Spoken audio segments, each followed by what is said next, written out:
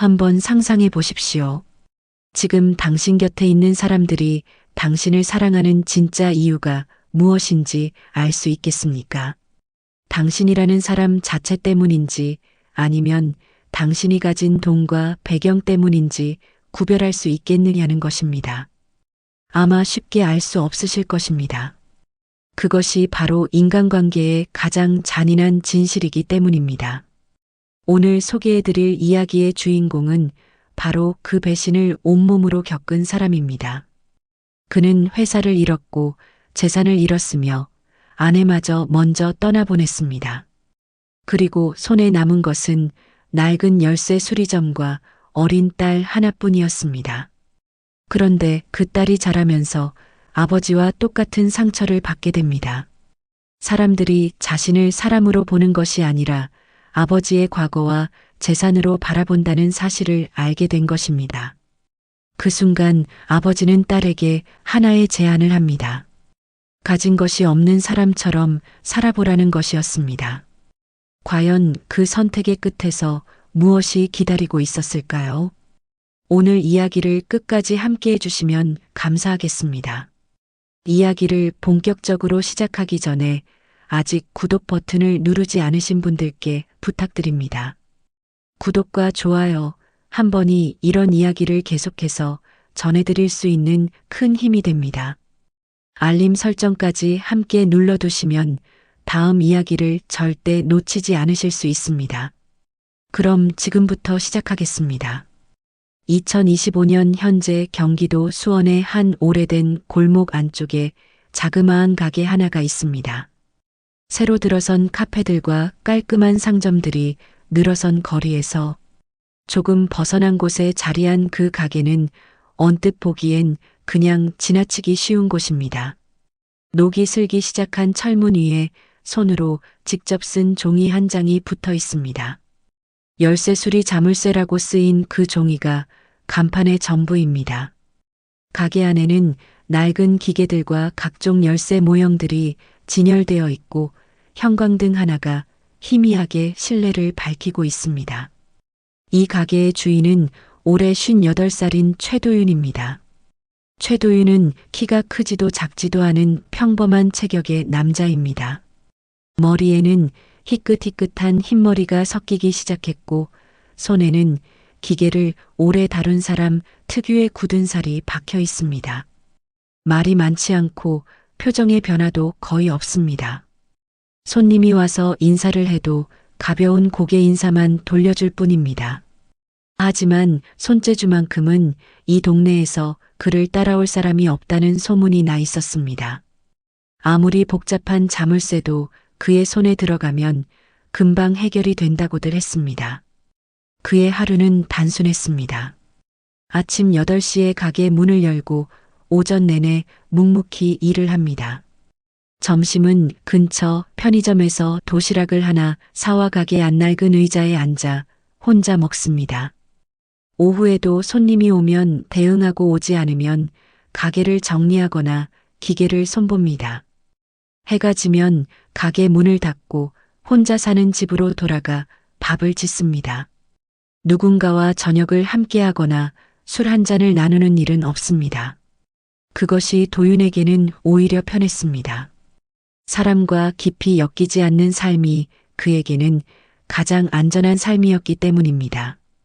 하지만 최도윤이 처음부터 이런 사람은 아니었습니다. 젊은 날의 그는 지금의 모습과는 완전히 달랐습니다. 1967년에 태어난 그는 어릴 때부터 손재주가 뛰어나고 머리가 좋은 아이였습니다. 대학에서 전자공학을 전공했고 졸업 후에는 보안 시스템 관련 회사에서 몇 년간 경험을 쌓았습니다. 기술을 익히면 익힐수록 더 큰 꿈을 꾸게 됐고 그 꿈을 함께 현실로 만들어줄 사람을 만났습니다. 대학 동기 이강현이었습니다. 이강현은 도윤과는 정반대의 성격을 가진 사람이었습니다. 부침성이 좋고 말을 잘하며 사람을 끌어당기는 매력이 있었습니다. 도윤이 기술과 개발을 맡고 이강현이 영업과 대외 업무를 맡는다면 최고의 팀이 될 수 있다는 것을 두 사람 모두 직감적으로 알고 있었습니다. 1996년 29살이던 해에 두 사람은 뜻을 모아 작은 보안 시스템 회사를 창업했습니다. 처음에는 직원도 없이 둘이서 모든 것을 해야 했습니다. 낮에는 영업을 뛰고 밤에는 기술을 개발했습니다. 밥 먹을 시간도 제대로 없었지만 그 시절이 도윤에게는 가장 행복한 시간이었습니다. 회사는 빠르게 성장했습니다. 도윤이 개발한 보안 시스템은 당시 시중에 나와 있던 제품들보다 기술적으로 한 단계 앞서 있었고, 이강현의 영업력은 그 기술을 시장에 알리는데 큰 역할을 했습니다. 2000년대에 들어서며 회사는 중견 기업들과 공공기관들을 주요 고객으로 확보했고, 연 매출도 수십억 원을 넘어서기 시작했습니다. 직원도 수십 명으로 늘어났고 사무실도 더 넓은 곳으로 이전했습니다. 도윤은 회사가 성장하는 것을 보며 비로소 자신이 제 길을 가고 있다는 확신을 느꼈습니다. 그 즈음 아내 박지연을 만났습니다. 지연은 회사에 납품하는 업체의 직원이었는데 처음 만난 날부터 도윤의 마음을 사로잡았습니다. 말이 없고 수줍음이 많은 사람이었지만 진심이 담긴 눈빛을 가진 사람이었습니다. 도윤은 그 눈빛이 좋았습니다. 교제한 지 2년이 지난 뒤 두 사람은 결혼했고 1998년에는 딸 최서아가 태어났습니다. 그때 도윤의 나이 31였습니다. 사업도 가정도 모두 순조로웠습니다. 그 시절 그는 세상이 자신 편이라고 믿었습니다. 그런데 2003년이 되었습니다. 도윤이 36살이 되던 해에 회사에서 이상한 조짐들이 하나둘씩 나타나기 시작했습니다.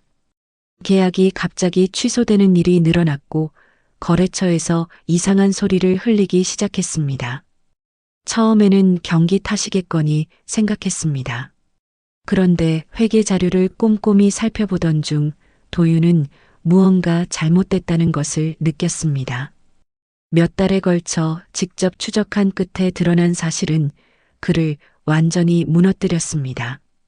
이강현이 수년에 걸쳐 회사의 핵심 기술 자료를 경쟁 업체에 넘겨왔다는 것이었습니다. 거기다 회사 자금까지 조금씩 빼돌려온 사실도 함께 밝혀졌습니다. 도윤은 처음에는 오해가 있다고 생각했습니다. 이강현이 그런 사람이 아니라는 것을 자신이 누구보다 잘 안다고 믿었기 때문입니다. 하지만 증거는 명확했습니다. 그리고 이강현과 직접 마주했을 때 그 눈빛에서 도윤은 모든 것을 깨달았습니다. 자신이 10년 가까이 형제처럼 믿어온 그 사람이 처음부터 그런 사람이었다는 것을요. 법적 절차를 밟았지만 이강현은 이미 증거들을 교묘하게 지워놓은 상태였습니다. 재판은 길어졌고 비용은 걷잡을 수 없이 불어났습니다. 결국 회사는 문을 닫아야 했고 집을 포함해 그동안 모아온 모든 재산이 소송 비용과 빚을 갚는데 사라져버렸습니다. 그의 겨울은 유난히 길었습니다. 도윤은 잠을 자지 못했습니다. 눈을 감으면 이강현의 얼굴이 떠올랐고 그 얼굴은 자신이 알던 그 얼굴과 너무 달랐습니다. 어떻게 사람이 그렇게 오랫동안 아무렇지 않게 옆에 있을 수 있는지 도저히 이해가 되지 않았습니다. 그 이해할 수 없음이 도윤을 더 깊이 무너뜨렸습니다. 그리고 그 겨울 아내 박지연이 쓰러졌습니다. 평소 건강하던 사람이었지만 몸이 버텨온 한계가 온 것이었습니다. 남편이 무너지는 것을 곁에서 지켜보며 아내도 함께 소리 없이 무너지고 있었던 것입니다. 도윤이 병원으로 달려갔을 때 지연은 이미 의식이 없었습니다. 손을 잡고 이름을 불렀지만 돌아오지 않았습니다. 그렇게 아내가 떠났습니다. 딸 서아는 그때 겨우 5살이었습니다. 아내를 잃은 날 밤 도윤은 집에 돌아와 아무것도 하지 못했습니다. 텅 빈 그 집에서 5살짜리 딸이 아버지의 손을 잡고 있었습니다. 서아는 무슨 일이 일어난 건지 제대로 이해하지 못했지만 아버지가 많이 힘들다는 것만은 알고 있었습니다. 작은 손으로 아버지의 손을 꼭 쥐는 서아를 보며 도윤은 그 자리에서 결심했습니다. 이 아이만은 지키겠다고요. 그것만이 이제 자신이 살아가야 할 이유였습니다. 그 이후 도윤은 완전히 다른 사람이 되었습니다. 예전의 친구들이 연락을 해와도 받지 않았습니다. 도움을 주겠다는 사람도 거절했습니다. 선의로 접근하는 사람도 어딘가 목적이 있을 것이라는 생각이 먼저 들었습니다. 세상이 가르쳐준 교훈은 단 하나였습니다. 사람은 결국 자신의 이익 앞에서 언제든지 등을 돌린다는 것이었습니다. 도윤은 그 교훈을 평생 잊지 않기로 했습니다. 혼자 서아를 키우는 시간은 고됐습니다. 낮에는 공사 현장에서 일하고 밤에는 경비 아르바이트를 하며 돈을 모았습니다. 몇 년이 흐른 뒤 그나마 자신의 기술을 살릴 수 있는 열쇠 수리 일을 배워 작은 가게를 차렸습니다. 화려하지 않았지만 안정적이었습니다. 그리고 무엇보다 서아 곁에 있을 수 있었습니다. 배를 고른 날도 있었지만 서아의 밤만은 한 번도 거르지 않았습니다. 서아의 생일에는 작은 케이크라도 꼭 사들고 왔습니다. 어떤 어려운 날에도 딸 앞에서만은 웃는 얼굴을 만들었습니다. 서아는 아버지의 그 모든 시간을 조금씩 알아가며 자랐습니다. 아버지가 왜 사람을 그토록 경계하는지 이해했고 왜 말이 없는 사람이 되었는지도 알았습니다. 그래서 서아는 아버지 앞에서 절대로 힘들다는 말을 하지 않았습니다. 아버지의 짐을 더 무겁게 만들고 싶지 않았기 때문입니다. 2025년 현재 27살이 된 최서아는 겉으로 보면 평범한 직장인이었습니다. 하지만 그녀의 주변에서 일어나는 일들은 조금씩 그녀를 지치게 만들고 있었습니다. 그녀를 향해 다가오는 사람들의 시선에는 항상 무언가가 섞여 있었습니다. 그리고 그 무언가가 자신을 향한 것이 아니라 자신의 배경을 향한 것임을 서아는 서서히 깨닫기 시작했습니다. 그 깨달음이 그녀에게 준 상처는 생각보다 훨씬 깊었습니다. 그 상처를 곁에서 지켜보던 아버지 최도윤은 결국 입을 열게 됩니다. 그 한마디가 딸의 삶을 완전히 바꿔놓게 될 것이었습니다. 최도윤의 딸 최서아. 27살 서울 마포구의 한 중소 IT 기업 기획팀 3년 차. 겉으로 보면 평범한 직장인이었습니다. 야근도 마다 않고 주어진 일을 묵묵히 해내는 사람. 말수가 많지 않지만 한 번 맡은 일은 끝까지 해내는 성격이었습니다. 동료들 사이에서 성실하다는 말을 들었고 스스로도 그렇게 믿었습니다.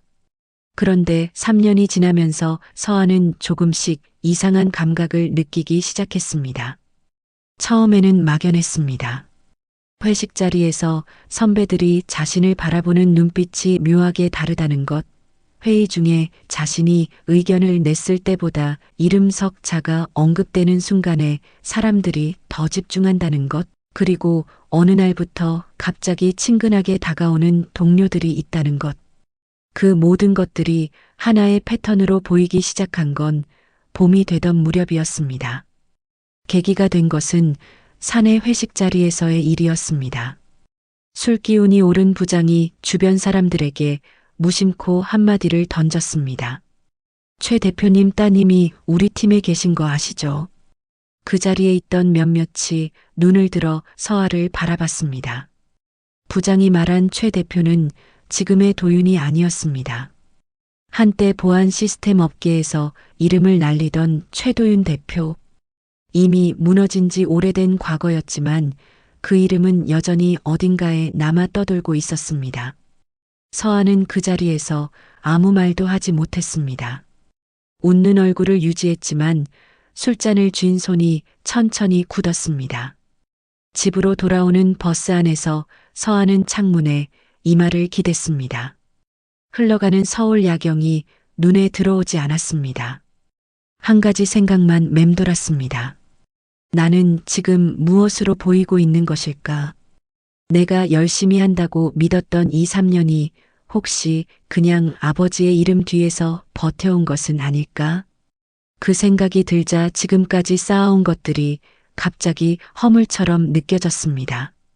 그날 이후 서한은 스스로를 증명하려 했습니다. 더 열심히 일했습니다. 기획안을 더 꼼꼼히 다듬었고 팀 프로젝트에서도 먼저 나섰습니다. 누구도 자신의 배경을 이유로 칭찬하지 못하도록 실력으로 채우려 했습니다. 하지만 이상했습니다. 열심히 하면 할수록 주변의 반응이 오히려 더 불편해졌습니다. 서아가 좋은 결과를 냈을 때 선배들의 반응은 어딘가 미적지근했습니다. 잘했어요 하는 말은 있었지만 그 말 뒤에는 아무것도 없었습니다. 반면 점심자리에서 아버지 이야기가 나오면 그때는 눈빛이 달라지는 사람들이 있었습니다. 그 차이를 서한은 애써 외면하려 했습니다. 하지만 외면할수록 더 또렷하게 보였습니다. 가장 힘들었던 건 입사 동기인 박준서였습니다. 처음 1년 동안은 서로 그냥 스치는 사이였습니다. 그런데 어느 날부터 갑자기 친근하게 굴기 시작했습니다. 밥도 같이 먹자 했고 퇴근길도 같은 방향인 척 따라 나왔습니다. 서한은 처음에는 단순히 친해지려는 것이라 생각했습니다. 그런데 어느 저녁 술자리에서 준서가 웃으며 한 말이 모든 것을 뒤바꿔 놓았습니다. 서아 씨 아버지가 예전에 대기업이랑 계약 관계였다던데 혹시 그쪽으로 연결 좀 부탁드릴 수 있을까요? 아무것도 아닌 것처럼 말했습니다. 웃으면서 말했습니다. 하지만 서아에게는 아무것도 아닌 것이 아니었습니다. 그 웃음이 자신을 향한 것이 아니라는 것을 이제는 알았기 때문입니다. 서아는 그 자리에서 괜찮아요 한마디만 하고 잔을 내려놓았습니다. 그날 밤 서아는 아버지에게 전화를 했습니다. 별거 아니야, 괜찮아. 그 말을 하려고 전화를 했는데 막상 아버지 목소리를 듣자 말이 나오지 않았습니다. 잠깐 있다가 뭐 먹었어? 물었습니다. 밥은 먹었다. 짧은 대답이었습니다. 두 사람은 잠시 아무 말도 하지 않았습니다. 그 침묵 속에서 아버지는 이미 무언가를 눈치채고 있는 것 같았습니다. 며칠 뒤 주말 서아는 아버지의 가게에 들렀습니다. 평소처럼 라면을 끓여 좁은 가게 안 조그만 탁자에 마주 앉았습니다. 아버지가 먼저 물었습니다. 힘드냐? 서아는 잠깐 망설이다가 말했습니다. 내가 뭘 잘해서가 아니라 아빠 때문에 사람들이 나한테 관심 갖는 것 같아. 내가 진짜 어떤 사람인지는 아무도 별로 안 궁금한 것 같고. 그 말을 하는 순간 서아는 자신이 얼마나 오랫동안 이 말을 삼켜왔는지 깨달았습니다. 도윤은 라면 그릇만 내려다봤습니다. 숟가락을 내려놓지도 않고 한참 그대로 있다가 천천히 입을 열었습니다. 서아야, 가진 것 없는 사람처럼 살아봐. 아무도 내 배경을 모르는 곳에 가서 그냥 내 이름으로만 살아봐. 쉬운 말이 아니었습니다. 하지만 그 말을 꺼내는 아버지의 방식은 명령이 아니었습니다. 오래 품어온 사람의 말이었습니다. 평생 배신을 안고 살아온 사람이 딸에게 할 수 있는 가장 솔직한 말이었습니다. 서아는 처음에는 그 말이 이해되지 않았습니다.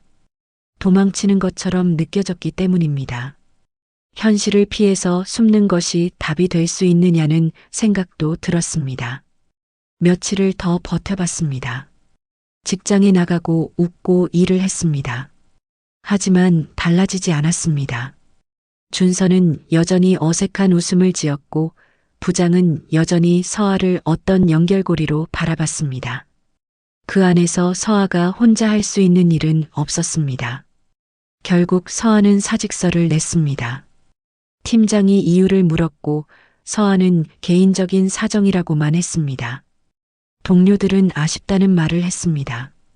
그 아쉬움이 자신을 향한 것인지 아버지의 이름을 향한 것인지 서아는 이제 구별하려 하지 않았습니다. 구별해봤자 상처만 더 깊어질 것이었습니다. 짐을 쌌습니다. 서울을 벗어나 경남의 한 소도시로 내려갔습니다. 아는 사람이 단 한 명도 없는 곳이었습니다. 구한 방은 보증금이 가장 저렴한 반지하였습니다. 창문을 열면 행인들의 발만 보였습니다. 서아는 그 방에 짐을 풀며 처음으로 실감했습니다. 아버지가 살아온 세계가 이런 것이었구나. 일자리는 동네 만화 카페였습니다. 카운터에 앉아 손님을 맞이하고 음료를 만들고 청소를 했습니다. 처음에는 단순해 보였습니다. 하지만 몸이 생각보다 훨씬 힘들었습니다. 오래 서 있는 것도 매번 친절한 얼굴을 만드는 것도 쉽지 않았습니다. 그리고 손님들 중에는 서아를 그냥 아르바이트생으로 대하는 사람들이 있었습니다. 말투에 무게가 없었고 눈빛에 존중이 빠져 있었습니다. 서울에서는 받아본 적 없는 대우였습니다. 어느 오후 중년 손님 하나가 주문을 받는 서아에게 목소리를 높였습니다. 내가 이걸 2번이나 말했잖아요. 서아는 죄송합니다 했습니다. 손님은 혀를 찼습니다. 그 소리가 카페 안에 작게 울렸습니다. 서아는 그 자리에서 아무 말도 하지 않았습니다. 웃는 얼굴을 유지했습니다. 하지만 속에서는 무언가가 조금씩 흔들렸습니다. 화가 난 것인지 서러운 것인지 스스로도 알 수 없었습니다. 아마 둘 다였을 것입니다. 그날 밤 반지하 방에 돌아와 서아는 한참 동안 천장을 바라봤습니다. 서울에서는 배경이 자신을 따라다녔습니다. 그리고 이곳에서는 아무 배경도 없는 사람으로 무시를 받았습니다. 어느 쪽도 자신이 원하는 것이 아니었습니다. 그렇다면 내가 진짜 원하는 것은 무엇인가? 그 질문이 처음으로 선명하게 떠올랐습니다. 아버지가 열쇠를 고치는 일을 선택한 이유를 그때 처음으로 조금 이해할 수 있었습니다. 아버지는 사람을 믿지 않았지만 그럼에도 불구하고 망가진 것을 고치는 일을 선택했습니다. 자물쇠를 열고 잠긴 것을 제 기능으로 돌려놓는 일. 어쩌면 서아도 지금 그런 시간 속에 있는 것일지도 몰랐습니다. 무언가를 잃어가는 것이 아니라 찾아가는 시간. 그 생각이 자리를 잡던 어느 저녁이었습니다. 퇴근 시간이 가까워진 카페 안으로 취기가 오른 남자 손님 하나가 들어섰습니다. 처음에는 그냥 늦은 손님이겠거니 했습니다. 하지만 그는 카운터 앞에서 말이 많아지기 시작했고 서아가 대응하기 어려운 상황이 만들어졌습니다.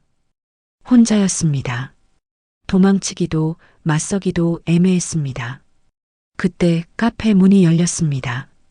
택배 박스를 2팔로 안고 들어오던 한 남자가 문 앞에서 걸음을 멈췄습니다. 상황을 파악하는데 오래 걸리지 않았습니다. 그리고 그는 조용히 자연스럽게 그 자리에 끼어들었습니다. 서아는 그 남자의 얼굴을 처음 본 순간 아무것도 느끼지 못했습니다. 다만 한 가지만 생각했습니다. 이 사람은 아무것도 계산하지 않고 이 자리에 섰구나. 그것만으로 충분했습니다. 아직 그 이름도 몰랐습니다. 그저 택배 기사라는 것만 알았습니다. 하지만 그날 저녁 서아가 카페 문을 닫으며 든 생각은 이것이었습니다. 어쩌면 세상에는 아직 그런 사람이 있을지도 모른다고. 아버지가 끝내 믿지 못했던 그 가능성이 아직 남아있을지도 모른다고. 그 작은 생각이 씨앗이 되었습니다. 다음 날도 서아는 카페 문을 열었습니다. 오늘도 버텨보자가 아니었습니다. 이번에는 조금 달랐습니다. 알아보고 싶었습니다. 그 남자가 어떤 사람인지, 그리고 자신이 지금 무엇을 찾고 있는지를. 그날 저녁의 일은 생각보다 빠르게 마무리됐습니다. 윤태준이 카페 안으로 들어서는 순간 취기가 오른 손님은 슬그머니 기세가 꺾였습니다. 태준은 목소리를 높이지 않았습니다. 거칠지도 않았고 비굴하지도 않았습니다. 그냥 그 자리에 자연스럽게 서서 담담하게 말했습니다. 손님, 오늘은 좀 쉬시고 가시는 게 좋을 것 같은데요. 그것만으로 충분했습니다. 손님이 나간 뒤 서하는 카운터 뒤에서 한참 서 있었습니다. 다리가 조금 떨렸습니다. 태준이 배달 박스를 내려놓으며 물었습니다. 괜찮으세요? 서하는 괜찮다고 했습니다. 하지만 괜찮지 않았습니다. 그냥 떨고 있다는 것을 들키기 싫었습니다. 태준은 더 묻지 않았습니다. 서명을 받고 나가면서 짧게 한마디를 남겼습니다. 잘 마무리하세요. 걱정이라기보다 응원 같은 말이었습니다. 서하는 그 차이가 생각보다 크게 느껴졌습니다. 위로받으려 한 것도 아니었는데 위로가 됐습니다. 그것이 이상했고 또 그것이 좋았습니다. 그날 밤 반지하 방으로 돌아와 서하는 오래 앉아 있었습니다. 지금까지 살아온 방식을 다시 생각했습니다. 서울에서는 자신을 증명하려 했고 이곳에서는 자신을 숨기려 했습니다. 두 방식 모두 결국 자신을 소모하고 있었습니다. 그렇다면 이제는 어떻게 살아야 하는가? 그 질문이 처음으로 무겁지 않게 느껴졌습니다. 아직 답은 없었습니다. 하지만 묻는 것 자체가 달라졌습니다. 쫓기는 질문이 아니라 스스로 골라든 질문이었습니다. 다음 날 아침 서하는 카페 문을 열었습니다. 환기를 시키고 기계를 점검하고 음료 재료를 정리했습니다. 달라진 것은 없었습니다. 하지만 달라지고 싶다는 마음은 어제보다 조금 더 분명해져 있었습니다. 그것으로 그날의 출발은 충분했습니다. 윤태주는 그날 이후에도 만화 카페에 택배를 배달하러 왔습니다. 이틀에 한 번 꼴이었습니다. 카페 사장이 온라인으로 구매하는 물건들이 많아서였습니다. 태주는 올 때마다 짧은 인사를 했습니다. 안녕하세요, 그 한마디. 그리고 서명을 받고 나갔습니다. 대화라 부르기도 민망한 수준이었습니다. 그런데 서하는 그 짧은 인사가 오는 날을 자기도 모르게 기다리고 있었습니다. 어느 날 태준이 평소보다 늦게 왔습니다. 배달이 많은 날이었는지 이마에 땀이 조금 배어 있었습니다. 서하가 물 한 잔 드릴까요? 하고 먼저 물었습니다. 태준은 잠깐 망설이다가 말했습니다. 괜찮으시면요. 서하는 컵에 물을 따라 내밀었습니다.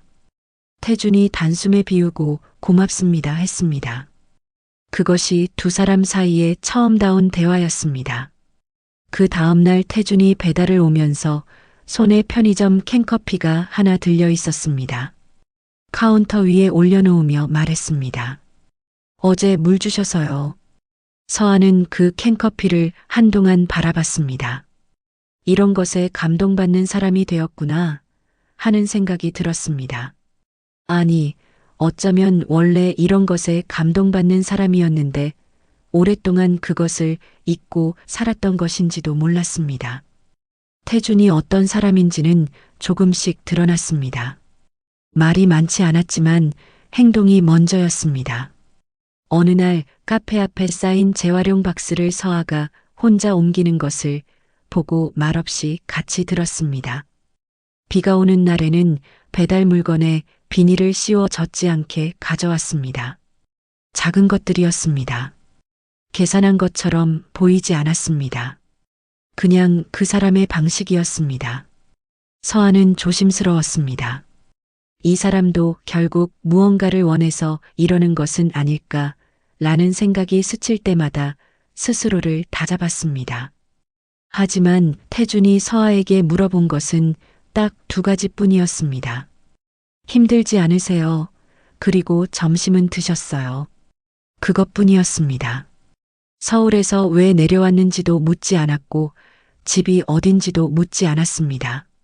서하가 대답하기 싫어 보이는 주제는 그냥 자연스럽게 넘어갔습니다. 그 배려가 가르쳐서 되는 것이 아니라는 것을 서하는 알았습니다. 어느 저녁 서하가 퇴근 준비를 하다가 창문 너머로 태준을 봤습니다. 카페 앞 평상에 혼자 앉아 있었습니다. 핸드폰도 보지 않고 그냥 하늘을 올려다보고 있었습니다. 피곤한 사람의 얼굴이었지만 무너져 있지는 않았습니다. 서하는 그 모습이 마음에 걸렸습니다. 괜찮아 보이면서도 괜찮지 않은 것 같은 그 얼굴이 자신과 닮아 있었습니다.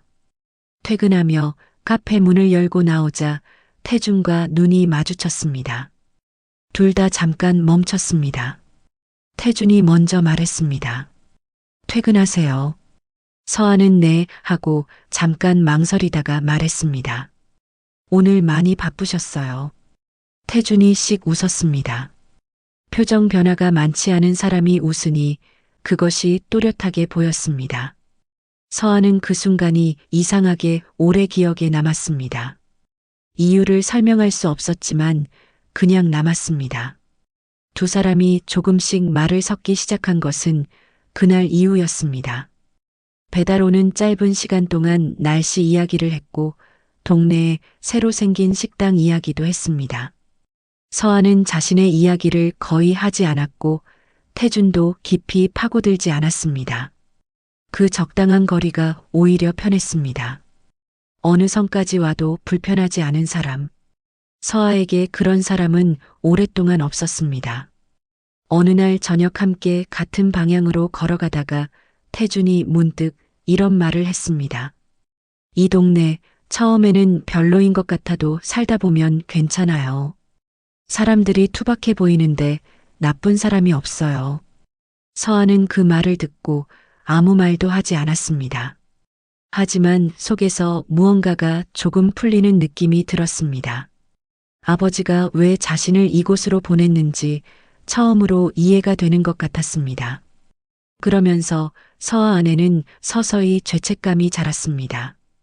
태주는 서하가 그냥 평범한 아르바이트생인 줄 알았습니다. 서울에서 내려온 이유도 몰랐고 아버지가 어떤 사람이었는지도 몰랐습니다. 서하는 그것이 다행이면서도 괴로웠습니다. 이 사람에게 정직하지 못하다는 느낌, 상대방이 진심으로 대해줄수록 그 죄책감은 더 무거워졌습니다.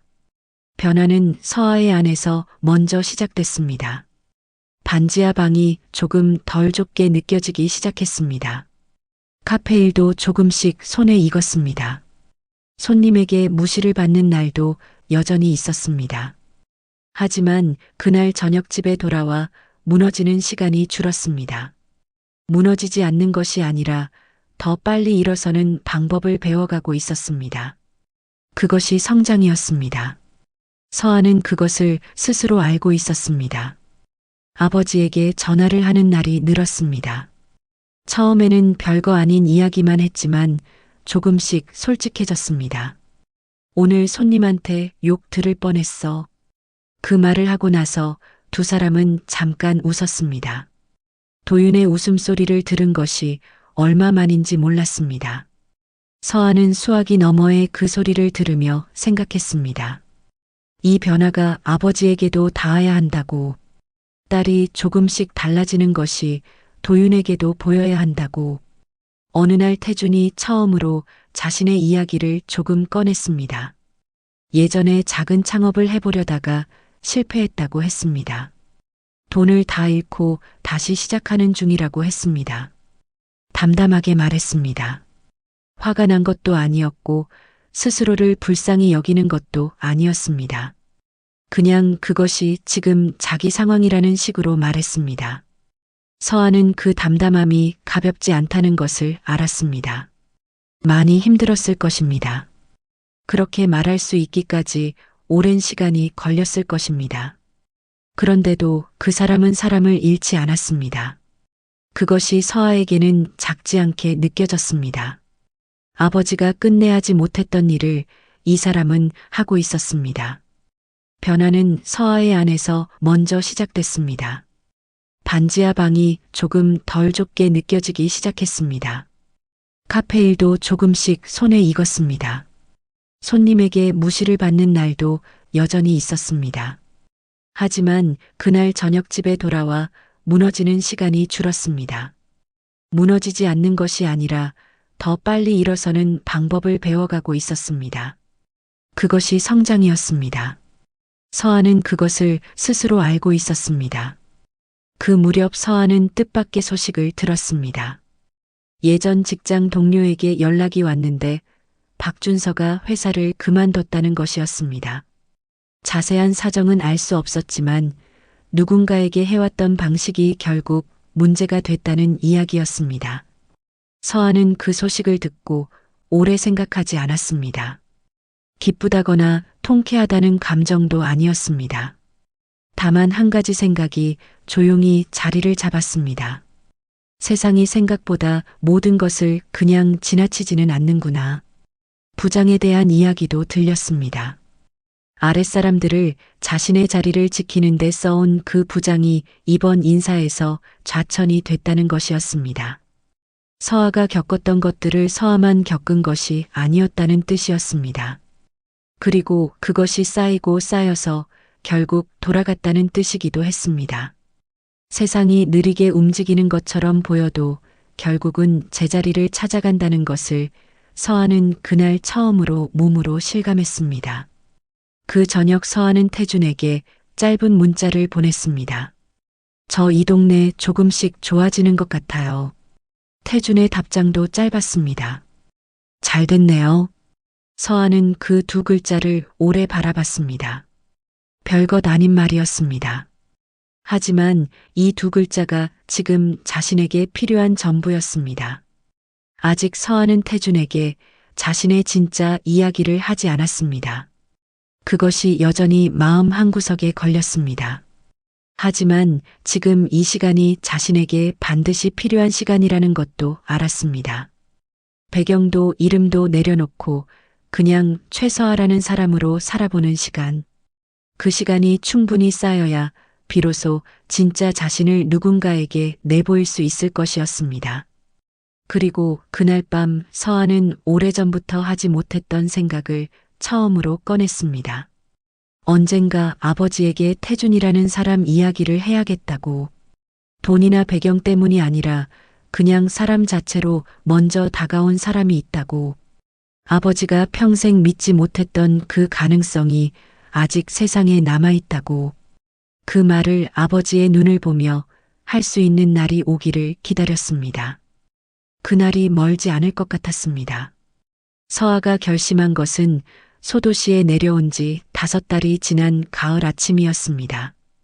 반지하 방 창문 너머로 사람들의 발소리가 들렸습니다. 익숙해진 소리였습니다.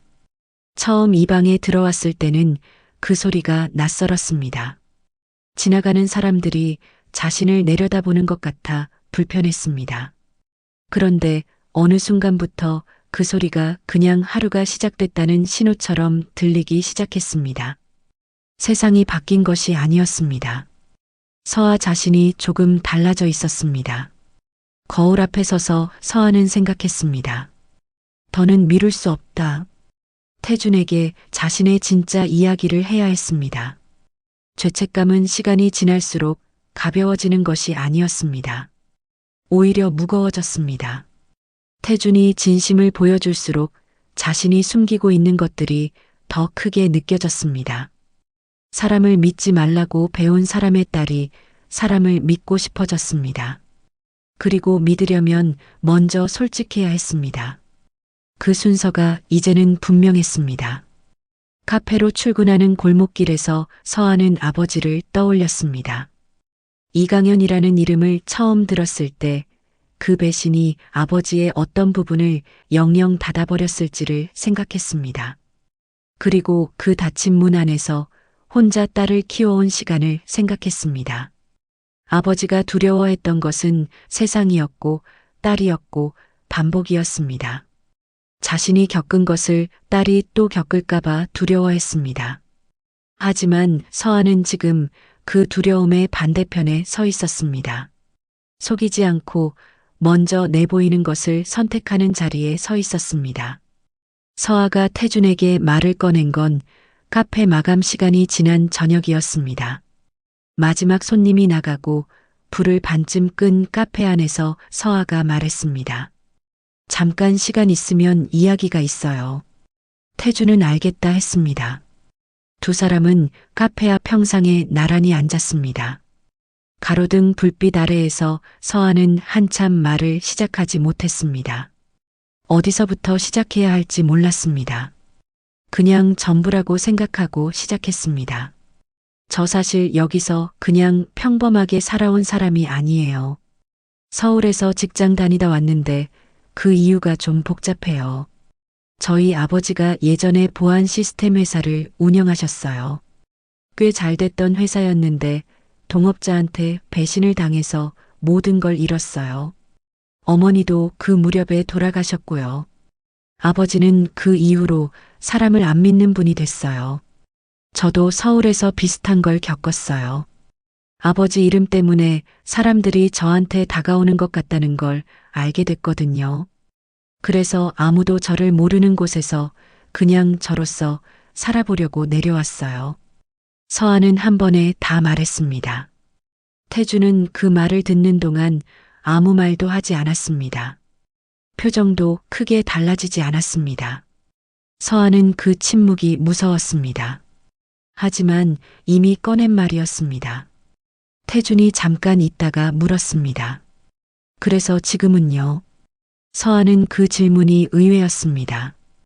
왜 이제야 말하냐거나 놀랍다거나 하는 말이 아니었습니다. 그냥 지금 어떠냐고 물었습니다. 서아가 대답했습니다. 지금은 잘 모르겠어요. 근데 이 생활이 생각보다 나쁘지 않아요. 그리고 태준 씨한테 거짓말하는 것 같아서 더 이상은 안 되겠다 싶었어요. 태준은 고개를 끄덕였습니다. 그리고 말했습니다. 저도 어느 정도는 느꼈어요. 뭔가 숨기는 것 같다는 게. 근데 그게 제가 먼저 알아야 할 것이라는 생각은 안 했어요. 서아 씨가 말하고 싶을 때 말하면 되는 거니까요.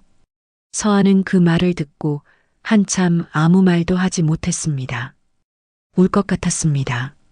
울지 않으려고 입술을 꾹 다물었습니다. 태주는 그것을 보고도 더 말하지 않았습니다. 그냥 옆에 있었습니다. 그것으로 충분했습니다. 서아가 아버지에게 전화를 한 것은 그날 밤이었습니다. 아빠, 태준 씨한테 다 말했어. 도윤은 잠깐 침묵했다가 물었습니다. 그래서 어떻게 됐냐? 괜찮았어. 도윤은 아무 말도 하지 않았습니다. 그 침묵 안에 무언가가 있다는 것을 서한은 알았습니다. 아버지가 딸의 목소리를 들으며 자신도 모르게 어떤 것을 내려놓고 있다는 것을 느꼈습니다. 도윤이 소도시로 내려온 것은 그로부터 2주가 지난 주말이었습니다. 서아가 아버지를 태준에게 소개하겠다고 했을 때 도윤은 처음에 고개를 저었습니다. 갈 필요 없다고 했습니다. 서아가 말했습니다. 아빠 와줘. 그 한마디였습니다. 도윤은 더 말하지 않았습니다. 세 사람이 처음 마주 앉은 곳은 동네 작은 식당이었습니다. 도윤은 거의 말을 하지 않았습니다. 태준을 바라보는 눈빛이 날카롭지는 않았지만 따뜻하지도 않았습니다. 오랫동안 사람을 믿지 않은 사람의 눈빛으로 살피고 있었습니다. 태준은 그 눈빛에 움츠러들지 않았습니다. 긴장하는 것이 보이기는 했지만 피하지 않았습니다. 밥을 먹던 중 도윤이 처음으로 입을 열었습니다. 서아한테 다 들었지요. 네, 들었습니다. 그래도 이 아이 곁에 있겠다는 겁니까? 태준은 잠깐 도윤을 바라봤습니다. 그리고 또박또박 말했습니다. 저는 서아 씨 아버지가 어떤 분이었는지 때문에 좋아진 게 아닙니다. 서아 씨가 이 동네에서 매일 카페 문 열고 버텨나가는 모습 보면서 좋아진 겁니다. 그 사람이 지금 어떤 사람인지는 제가 옆에서 직접 봤습니다. 도윤은 그 말을 듣고 젓가락을 내려놓았습니다. 앞을 오래 바라봤습니다. 자신이 평생 듣고 싶었던 말이 무엇인지 지금 이 자리에서 처음 알았습니다. 자신을 위해 들었으면 좋았을 그 말을 딸을 위해 듣게 됐습니다. 한참 뒤 도윤이 짧게 말했습니다. 잘 부탁합니다. 그 말이 전부였습니다. 하지만 그 말이 도윤에게 얼마나 어려운 것이었는지 서한은 알았습니다. 평생 속으로만 품고 바깥으로 꺼내지 못했던 것을 오늘 처음 밖으로 낸 것이었습니다. 사람을 신뢰한다는 것에 가장 가까운 말이었습니다. 식사가 끝나고 세 사람이 식당을 나섰습니다. 도윤이 먼저 주차장 쪽으로 걷다가 멈춰 섰습니다. 뒤를 돌아보지는 않았습니다. 그 자리에서 말했습니다. 서아야, 잘해라. 응, 아빠. 도윤은 그냥 걸어갔습니다. 서아는 그 뒷모습을 한참 바라봤습니다. 아버지의 등이 예전보다 조금 가벼워 보였습니다. 아니면 자신의 눈이 달라진 것일 수도 있었습니다. 어느 쪽이든 좋았습니다. 두 사람의 결혼식은 이듬해 봄에 올렸습니다. 2026년 4월이었습니다. 크지 않았습니다. 화려하지도 않았습니다. 작은 홀에 가까운 사람들만 모였습니다. 드레스도 단순했고 꽃도 소박했습니다. 하지만 그 자리에 있었던 모든 사람들이 알았습니다. 이것이 진짜라는 것을. 꾸미지 않았기 때문에 더 선명하게 보이는 진짜였습니다. 도윤은 그날 오래전에 사두고 한 번도 입지 않은 양복을 꺼냈습니다. 아내 지연의 기일에 입으려다가 결국 입지 못했던 옷이었습니다. 상자에서 꺼내 다림질을 했습니다. 처음에는 망설였습니다. 이 옷을 오늘 입는 것이 맞는 일인지 잘 몰랐습니다. 하지만 곧 알았습니다. 슬픔이 아니라 기쁨을 위해 꺼내야 하는 날이었습니다. 지연도 오늘만큼은 그것을 허락할 것이라는 생각이 들었습니다. 서아가 입장하는 것을 보며 도윤은 아무 말도 하지 않았습니다. 딸이 걸어오는 통로 끝에 서서 그냥 바라봤습니다. 눈이 빨개지지 않으려 했지만 뜻대로 되지 않았습니다. 사람 앞에서 감정을 드러낸 것이 언제인지 기억나지 않았습니다. 마지막으로 운 것이 아내를 보내던 날이었으니 20년이 훌쩍 넘는 시간이었습니다. 그 긴 시간이 오늘 이 자리에서 조금 녹아내렸습니다. 조금이면 충분했습니다. 한꺼번에 다 녹을 필요는 없었습니다. 태준이 서아의 손을 잡는 것을 보며 도윤은 생각했습니다. 내가 가장 두려워했던 것은 세상이 또다시 딸을 이용하는 것이었습니다. 그 두려움을 평생 안고 살았습니다. 하지만 오늘 이 자리에서 그 두려움이 조금 다르게 보였습니다. 세상이 딸을 이용한 것이 아니었습니다. 딸이 세상을 이겨낸 것이었습니다. 배경도 내려놓고 이름도 내려놓고 그냥 최서아로 살아보겠다고 한 그 결심이 결국 진짜를 만나게 했습니다. 도윤이 실패한 자리에서 서아는 다른 방식으로 일어선 것이었습니다. 식이 끝나고 도윤은 혼자 밖으로 나왔습니다. 봄바람이 불었습니다.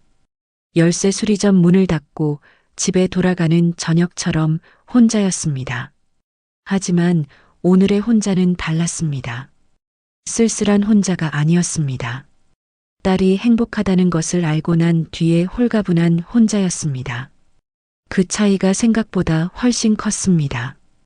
도윤은 하늘을 한번 올려다봤습니다. 말은 하지 않았습니다. 지연이 있었다면 이 자리에서 같이 울었을 것이라는 생각이 들었습니다. 그리고 그 사람도 오늘만큼은 괜찮다고 했을 것이라는 생각도 들었습니다. 세상에는 사람을 믿었다가 모든 것을 잃어본 사람이 있습니다. 그 상처가 너무 깊어서 다시는 사람을 믿지 않겠다고 결심한 사람이 있습니다. 최도윤이 그런 사람이었습니다. 하지만 그 사람의 딸이 가진 것 없는 사람처럼 살아보겠다는 선택을 한 덕분에 계산 없이 먼저 손을 내밀어준 한 사람을 만났습니다. 그리고 그 만남이 딸에게는 사랑이 됐고 아버지에게는 오랫동안 굳어있던 마음이 조금 열리는 계기가 됐습니다. 열쇠를 고치는 일이란 잠긴 것을 제 기능으로 돌려놓는 일입니다. 도윤이 수십 년 동안 작은 가게에서 해온 일이었습니다. 그런데 정작 자신의 마음에 걸려있던 자물쇠를 연 것은 그의 손이 아니었습니다. 딸이었습니다. 그리고 딸이 데려온 한 사람이었습니다. 아이러니하지만 그것이 인생이었습니다. 상처받은 사람이 다시 세상을 향해 손을 내미는 데에는 오랜 시간이 걸립니다. 그 시간이 누구에게는 길고 누구에게는 조금 짧겠지만 방향은 같습니다. 더 나은 내일을 향해서입니다. 최도윤의 이야기는 여기서 끝나지만 그 끝이 닫힘이 아니라 열림이라는 것을 오늘 이 이야기를 들으신 여러분도 느끼셨으면 합니다. 함께 해주셔서 진심으로 감사드립니다.